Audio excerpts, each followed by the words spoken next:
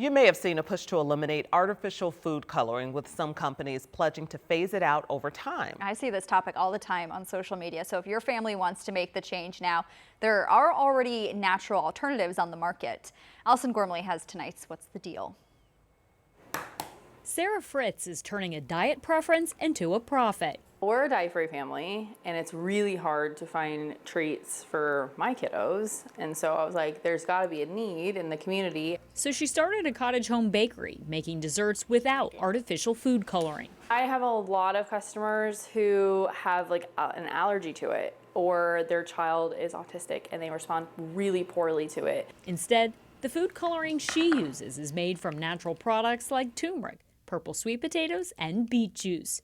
Artificial dyes, on the other hand, are petroleum-based. Well, it looks beautiful, right? So it enhances the color of a food that might otherwise be pretty dull. Cordelia Running, an associate professor of nutrition science, said some artificial colors have been linked to behavioral issues. Maybe your kid does have episodes of hyperactivity after eating red 40 or yellow 6 or something. You know, there's no harm in cutting it out. The Trump administration is taking a similar approach, asking food companies to voluntarily phase out petroleum-based dyes.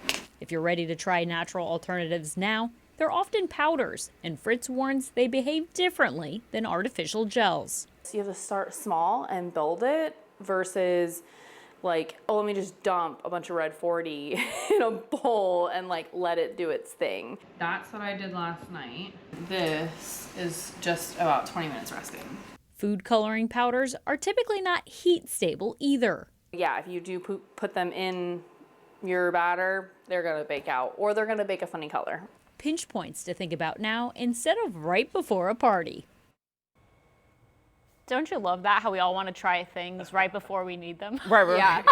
Don't do that. Don't do that. But if you do, like, for example, your cupcakes to be a certain color in the actual cake part, they sell more natural gel products. They might just be a little bit more money, but they do have gel alternatives. Yeah, well, like Jenna said, it's really all the chatter about it is all over social media. We do a lot of reports here, and it's like, okay, they're going to phase it out, and it's going to take a few years. And I feel like in 20 years, we'll look back and say, oh man, I can't believe we ate like that. I can't believe we did that. I know. You Sometimes I look at like like, why is it ingredients taking on so things long? and I'm like, ooh, I'm putting that in my body. Like maybe not. It's good to Exactly. It know. makes me think of like what my mom and grandma would say, like, when in doubt, cut it out. So, you know, Okay. you can do that with a lot of things in your life. Yeah, yes, you can. That's a good saying that definitely tracks. Okay, Allison Gormley with What's the Deal? Thank you so got it. much.